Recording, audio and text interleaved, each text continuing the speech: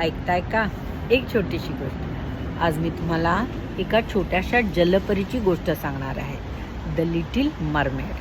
समुद्राच्या तळापाशी राज्य करणारा एक राजा असतो. त्याची एक राजकन्या असते. पण तिला माणसांबद्दल खूप प्रेम असतं, खूप कुतूहल असतं.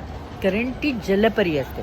वरती माणसाचं शरीर आणि खाली माशाचं शरीर. त्यामुळे तिला माणसं कशी असतात याबद्दलचं कुतूहल असतं. ती वडिलांची परवानगी घेऊन वरती समुद्राच्या किनाऱ्यावरती येते. तिथे एका जहाजावरती एका राजपुत्राचा वाढदिवस साजरा होत असतो. अचानक वादळ होतं, जहाज दुभंगतं. तो राजपुत्र पाण्यात पडतो. ही जलपरी पटकनी राजपुत्राला वरती आणते, किनाऱ्यावरती आणते. त्याचं डोकं स्वतःच्या मांडीवरती ठेवते आणि तिच्या गोड आवाजामध्ये गाणं गाते. जसं तिच्या लक्षात येतं की हा राजपुत्र आता शुद्धीवर येणार आहे, तेवढ्यात ती निघून जाते. पण राजपुत्राला तिचा आवाज इतका सुंदर आवाज ऐकायला येतो आणि तो त्या आवाजाच्या प्रेमातच पडतो.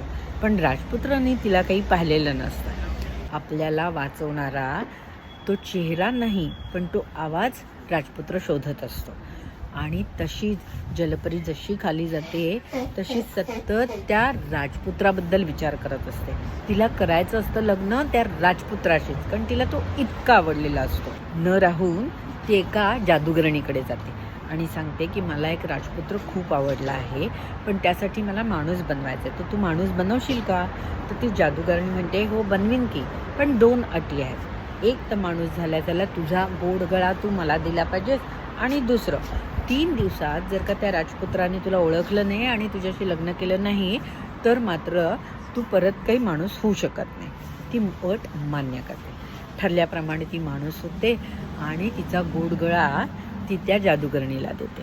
वरती येते तर तिला तो राजपुत्र पण दिसतो. पण राजपुत्राने तिला पाहिले नसतं, त्यामुळे तो तिला ओळखतच नाही आणि आता हिच्याकडे आवाजही नसतो. 2 दिवस लुटून जातात, पण राजपुत्र तिला काही ओळखत नाही. राजपुत्र त्या आवाजाच्या शोधात असतो. तेवढ्यात ही जादूगरणी सुंदर मुलीचं रूप घेऊन आणि तो जो चोरलेला आवाज असतो तो घेऊन ती त्या राजपुत्रासमोर येते. आवाजामुळे राजपुत्र तिला ओळखतो आणि आता ते दोघं लग्न करणार. तेवढ्यामध्ये त्या जलपरीच्या राजकुमारीचे मित्र येतात आणि सगळी हकीकत, सगळा खोटेपणा त्या जादूगरणीचा त्या राजपुत्राला सांगतात आणि खरी जी कोण आहे तुम्हाला वाचवणारी ती ही आमची जलपरी आहे. पण ह्या सगळ्याला 3 दिवस उलटून जातात. त्यामुळे ठरल्याप्रमाणे ही फक्त जलपरी परत एवढी माणूस आणि खालनं माशासारखी होऊन जाते. पण तरीसुद्धा ती किनाऱ्यावर बसून अशी त्या राजपुत्राच्या अखंड प्रेमात बुडलेली असते.